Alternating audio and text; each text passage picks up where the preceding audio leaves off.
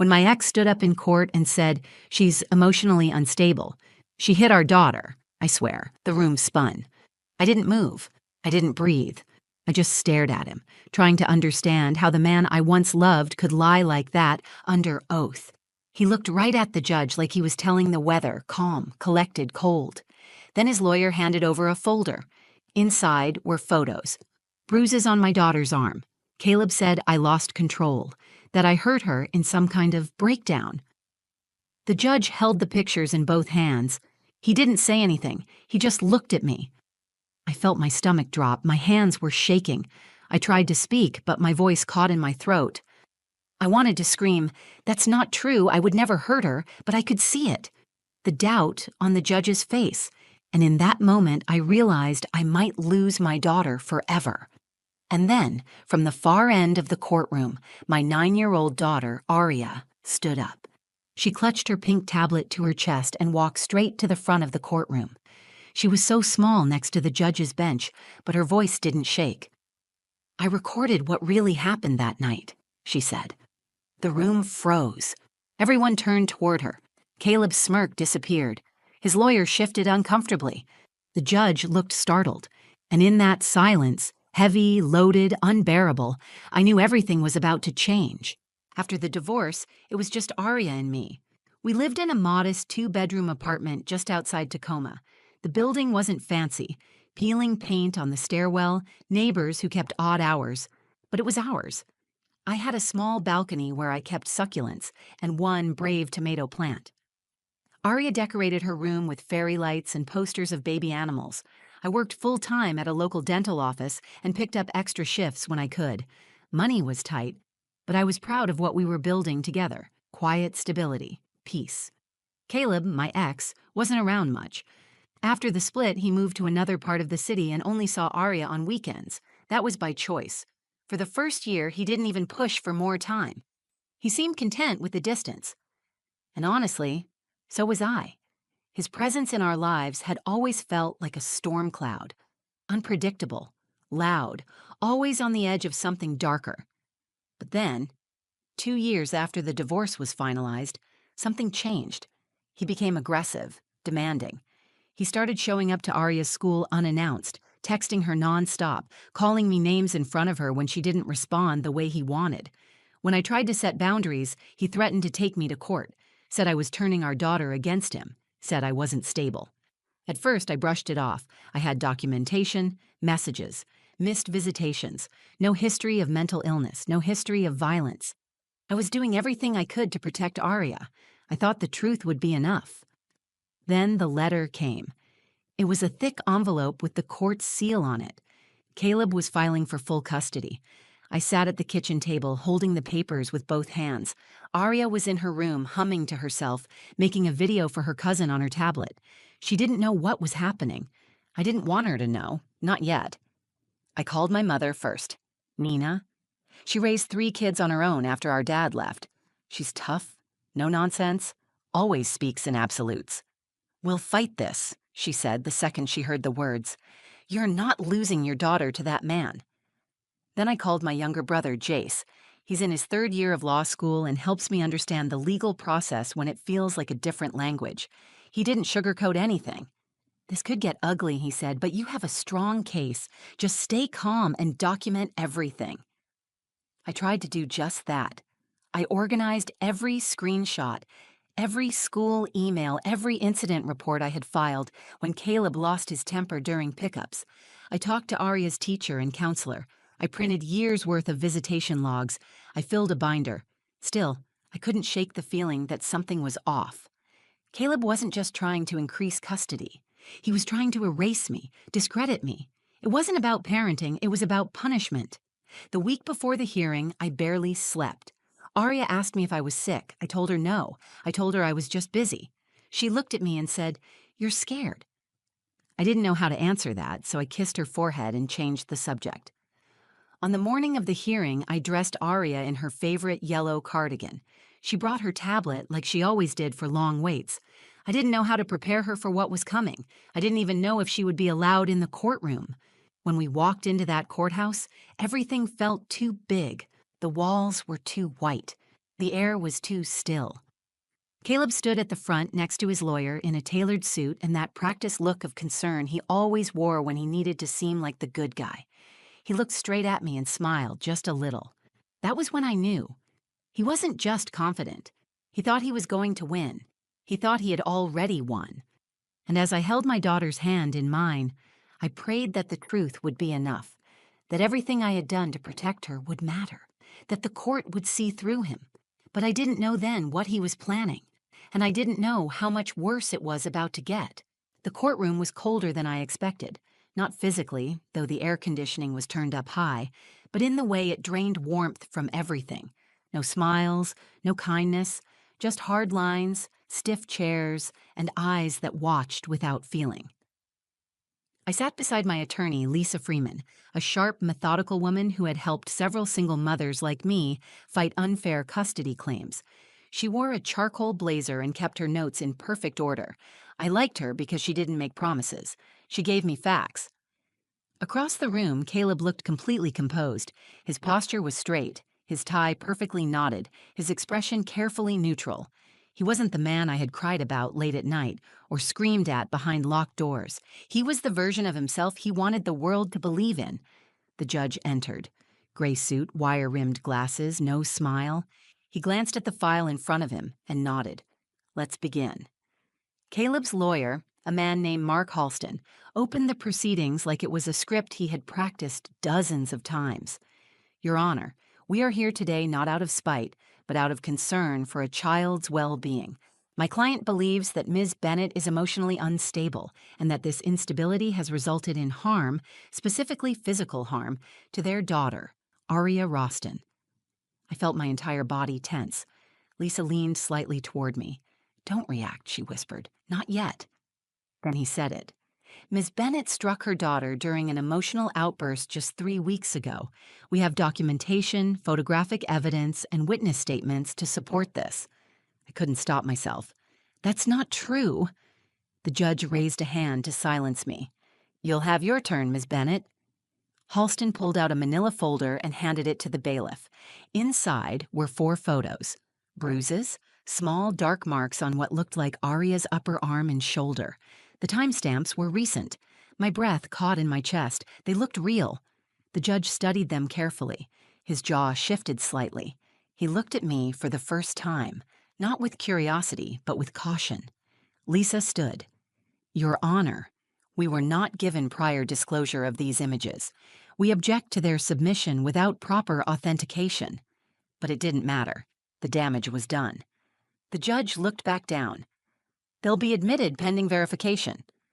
I turned to Aria. She was seated quietly behind me with her court-appointed guardian. She looked small in the oversized chair, legs swinging slightly, tablet clutched to her chest. Her face was pale. She wouldn't look at me. I whispered to Lisa, I never touched her. I've never hit her. He's lying. She nodded. We'll challenge it, but he's playing for emotion. We have to be smart. Caleb was called to testify. He stepped up like a seasoned actor walking on stage. Your Honor, he began, his voice low and steady. I wish I didn't have to be here. I never imagined I'd have to fight the woman I once loved. But I can't let Aria stay in a home where she's afraid. She came to my house crying. She said her mother yelled at her, grabbed her, then locked herself in her room for hours. I didn't know what to do, so I documented the bruises and brought them here today. He paused, swallowing hard. I'm not trying to take Aria away to hurt Sarai. I just want her to be safe. It was masterful, calculated, almost convincing, until you knew him, until you'd lived with the version of him who threw coffee mugs when arguments didn't go his way, who disappeared for days, then came back with excuses and charm, who stood in this courtroom pretending to be a devoted father while trying to destroy the one person who had kept their daughter safe through everything. My stomach churned. Lisa asked for a recess to review the photos.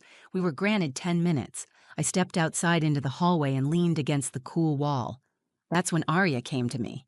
She looked up, nervous. Mom, are you okay? I bent down to meet her eyes. I'm okay. Are you? She hesitated. I didn't want to say anything, but I think I need to. I frowned. About what? She looked down at her tablet.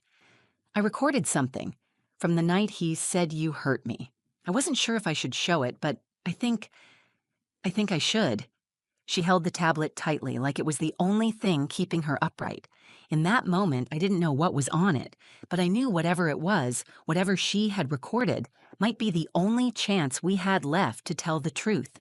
I knelt in front of Arya in that quiet hallway, the low hum of voices and footsteps echoing in the distance. My chest was still tight from the courtroom. The photos, the lies, the way Caleb looked at me like he was already celebrating, I couldn't shake it. But all of that faded when Arya whispered, "I think I need to show the judge what really happened." She held her pink tablet out to me. It was the one she always brought on long drives or days when she had to wait around at my work. Covered in stickers, the case was fraying at the edges. She pulled up a video in the gallery. "It's from that night," she said, "when he came to drop me off late and you told him not to come inside." I stared at the screen. Her small fingers hovered over the play button. "You recorded this?" I asked. She nodded. I didn't know what else to do. I felt scared. I thought if something happened, I should save it. I looked into her eyes. She wasn't crying, she wasn't trembling, she was serious, calm, like she knew the weight of what she was doing. Lisa stepped out of the courtroom just then and noticed us. "We need to go back in soon," she said. "Did something happen?" I stood and gestured for her to come over. "You need to see this." Arya pressed play. The video started in her room. The angle was from her bookshelf, slightly tilted, showing the doorway and a slice of her bed. Caleb's voice was unmistakable, loud and angry. He wasn't yelling, but his tone was sharp and rising with every word. "You're not answering my calls, Sarai. You think you can just shut me out of her life?" he said off camera. "I asked you not to come in. It's almost midnight. She has school tomorrow," I replied. My voice in the video was tired but firm. The camera shook slightly. Arya must have nudged the tablet when she shifted. Then came the moment. Caleb stepped into frame. His hand reached for Arya, pulling her by the arm toward the hallway. She stumbled forward. He didn't hit her, but he yanked her hard enough to make her cry out. "You're coming with me," he snapped. "No, I'm not," Arya said through tears. "I want to stay with Mom." Then my voice again. "Let her go." The camera didn't catch my face, but it caught his. He looked back, furious, and let go of Arya's arm. She fell back onto her bed. Then the door slammed. The video ended. Lisa was silent. Then she looked at Arya. "Do you understand what this video shows?" Arya nodded. "Would you be willing to tell the judge what happened?" Another nod. She stood up straighter. "I want him to know the truth." We walked back into the courtroom with that tablet like it was the most important piece of evidence in the world. And it was. Lisa requested to address the court again. She asked that Arya be permitted to speak. The judge raised an eyebrow but agreed. "Briefly," he said. Arya walked to the front of the room, holding her tablet like a shield. The judge leaned forward. She looked up and said clearly, "My dad lied. I have a video of what really happened. I recorded it that night because I was scared." She handed the tablet to the bailiff. The judge watched the video in complete silence. No one moved. Caleb sat perfectly still, but his expression changed. His foot began tapping. His lawyer's face drained of color. When the video ended, the judge stared at Caleb for a long time. Then he asked Arya gently, "Is this what happened?" She nodded. "Yes. My mom didn't hurt me." "He did," Lisa turned to me, her voice quiet. "You just got your case back." I didn't speak. I couldn't. The pressure in my chest, the fear I had carried for weeks, began to lift inch by inch. I looked at my daughter, my brave, brilliant daughter, and realized that she had done what no evidence or testimony could. She told the truth. And she did it without fear, and that changed everything. The courtroom wasn't silent. It was stunned. After Arya handed over her tablet and the judge watched the footage, you could feel the entire room shift. Even the air felt heavier, the kind of silence that fills a space after a truth hits too hard to ignore. The judge sat still, holding the tablet like it had weight beyond just plastic and glass. Then he looked up at Arya, who had returned to her seat beside her guardian. "Thank you for being honest," he said. His voice was calm, but his expression had changed. Whatever doubt had been there before was gone. Then he turned to Caleb. "Mr. Roston, please stand." Caleb stood slowly. He was pale. For the first time since the hearing started, he looked unsure of himself. The judge continued, "This court takes allegations of abuse very seriously. Your sworn statement claimed that the mother physically harmed your daughter. You provided photographs as evidence, and yet the video we just reviewed tells a different story." Caleb shifted on his feet. His lawyer leaned over and whispered something to him, but the judge raised his hand. "No interruptions. I'm not finished." Lisa sat beside me with her arms crossed. She didn't smile, but I saw the tightness in her shoulders finally relax. She leaned toward me and whispered, "He's in trouble." The judge lifted the file with the photos Caleb had submitted. "We will now open an investigation into the origin of these images. If they were falsified, submitted under false pretenses, or staged, there will be legal consequences: perjury, fraud, possible endangerment of a minor." Caleb finally spoke. "Your Honor, that video is taken out of context." The judge's eyes narrowed. "The context appears clear. You forcibly grabbed your daughter's arm and attempted to remove her from the home against her will. The child made it known she felt unsafe. That alone raises serious concerns." Caleb's lawyer tried again. "Your Honor, perhaps we should request a delay to further examine—" "No," the judge interrupted. Firm now. "This is not a debate. You brought these accusations into my courtroom, presented falsified evidence, and attempted to manipulate this court to sever a mother from her child. That is not something I will allow." I looked at Arya. She was hugging her knees, her face buried in them. Her guardian rubbed her back gently. She had held herself together through all of this, but I knew she was still just a child, trying to be brave in a world that shouldn't have required it. The judge turned back to me. "Ms. Bennett, based on the evidence presented today, I am dismissing the father's petition for full custody. Effective immediately, you are granted primary physical and legal custody of Arya Roston." My throat tightened. I didn't cry, not yet, but the relief hit me so hard I could barely hold it in. He continued, "Mr. Roston, you will be subject to supervised visitation only, pending the outcome of the investigation.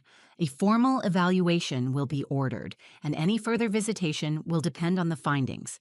This court prioritizes the well-being of children above all else, and right now, your actions suggest you are not acting in your daughter's best interest." Caleb said nothing. The room stayed quiet as the judge finished his statement and banged the gavel. It was over. When I turned to Arya, she looked up at me with wide eyes. I knelt in front of her and took her hands. "You were so brave," I whispered. "You told the truth, and that helped the judge see everything clearly." She nodded but didn't speak. Her little fingers tightened around mine. We left the courthouse together. Outside, the sky was still gray, but the air felt different, like we were walking out from under a shadow. My mother was waiting by the curb, pacing. When she saw us, she ran over and wrapped us both in a hug so tight it took my breath away. "I knew the truth would come out," she said, "but I didn't expect it to come from that little tablet." Neither did I. I had walked into that courthouse terrified that I would lose the most important person in my life. I walked out knowing that no matter what Caleb tried, we had something stronger than his lies. We had the truth, and we had each other. The day after court, Arya slept in for the first time in weeks. She usually woke early, always buzzing with energy, asking about breakfast or cartoons or what we were doing that weekend. But that morning, she stayed curled up under her blanket, clutching her stuffed elephant, her chest rising and falling in slow, even breaths. I let her sleep. I sat alone in the kitchen, coffee untouched, the sunlight creeping in through the blinds. The silence felt different now, not empty, but calm, like the war in my body had finally ended. I wasn't bracing for the phone to ring. I wasn't refreshing my email waiting for the next court notice. For the first time in 2 years, I wasn't afraid of what Caleb might do next. Later that afternoon, Arya came into the kitchen and climbed into my lap. She didn't say anything at first, just leaned her head on my shoulder and held on. After a minute, she said, "I didn't know if I did the right thing." I held her tighter. "You did more than the right thing. You told the truth, and you were so strong." She looked up at me. "But I still feel scared sometimes." I nodded. That makes sense. What happened wasn't okay. You're allowed to feel scared. But we're safe now. No one's taking you away from me. That moment stayed with me, because as much as I wanted to slam the door on that chapter, healing doesn't follow a schedule. The court ruling gave us protection, but it didn't erase the damage. It didn't take away the nights Arya flinched when someone raised their voice, or the way I still checked the locks twice before going to bed. But it gave us something we hadn't had in a long time: control. I started taking Arya to a child therapist. Someone kind, someone who let her draw when she didn't have words. At first, Arya stayed quiet during sessions, but over time she opened up. She talked about what she saw, how it felt, and why she decided to record that night. One day, she told the therapist, "I just didn't want them to believe a lie." That sentence sat in my chest like a fire. She understood more than any child should, but she didn't let that make her bitter. She stayed kind, curious, and thoughtful. The damage her father tried to cause didn't define her. It sharpened her instincts, but it didn't harden her heart. As for me, I started speaking at local support groups. I never imagined myself in that role, but when I shared what had happened, the courtroom lies, the forged evidence, the moment my daughter stood up and took back our truth, I saw faces light up with recognition. Other women nodded, some cried. One woman approached me afterward and said, "I thought I was the only one." That broke something open in me. I knew I couldn't keep quiet. Caleb still sends messages. His attorney tried appealing the court's decision, but the video evidence shut that door fast. He's currently undergoing a custody evaluation, and until that's complete, his visitation remains supervised. There's no more overnight visits, no more manipulation, no more twisting the truth until I question my own memory. I still wake up some mornings with a tightness in my chest, but it passes. I remember that we got through it, that my daughter stood up in the face of fear and told the truth, even when it meant going against her own father, that I stood beside her, even when no one else believed me.